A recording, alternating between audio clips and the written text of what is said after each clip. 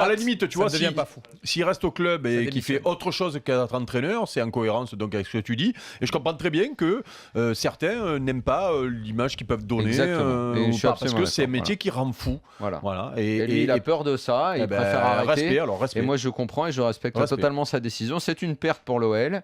Parce que 3 saisons, il a tenu. Surtout quand tu connais Rémi. Moi, je l'ai connu en équipe de France, j'ai joué avec lui. C'est vraiment un mec tranquille, sans. On a vu péter des plombs cette année. Voilà, ouais. Et même lui doit se rendre compte après coup quand tu fais des conférences de presse, notamment de s'attaquer à l'arbitre comme il a fait, quand tu revois les images derrière et que tu dois te retrouver un peu ridicule. Et là, après le carton rose contre Dabo, il avait même plus la force. Carton rose, t'as dit carton rose. Oui, rose. Il était, vous l'avez vu sa tête, il était genre oh non, c'est pas possible. Il était à bout du bout, quoi. Il dit oh non, pas encore, quoi. Il en pouvait plus. Juste un petit tour de table rapide. Si ça se confirme pour lui succéder, quel est votre favori qui ferait l'affaire rapidement chacun? Moi, c'est un de ceux qui est pas dans les 3. Moi, Gourcuff. je trouve qu'il y a Gourcuff, ce serait évidemment une bonne idée, mais c'est pas possible. Zidane, Mourinho? Mais non. Il y en a un qui va perdre sa place et on comprend tous pas pourquoi il va la perdre. Ranieri. Moi, je l'avais mis à Bordeaux la semaine dernière, mais tu peux le mettre à Lyon. C'est une occasion en or pour Jean-Michel Aulas.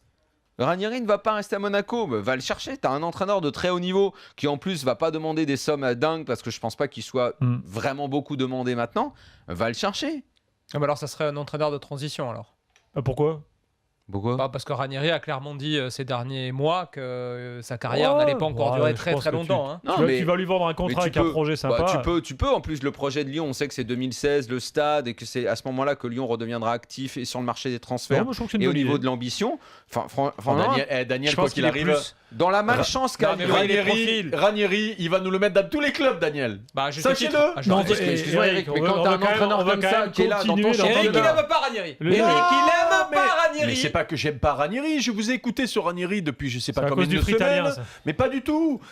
Moi je trouve que vous êtes très indulgent avec lui, que vous oubliez aussi qu'un entraîneur, il y a aussi les entraînements qui rentrent en compte. Si les joueurs vont voir le président ou le directeur sportif en disant on se fait chier à l'entraînement, ces entraînements à l'ancienne, si la gestion des cas un peu épineux a été mal gérée et qu'il s'est mis le vestiaire à dos, moi je veux bien, ça joue, il parle bien, tout ce que vous voulez. Mais l'histoire du vestiaire à dos, c'est peut-être plus le directeur sportif portugais qui de toute façon veut placer un portugais.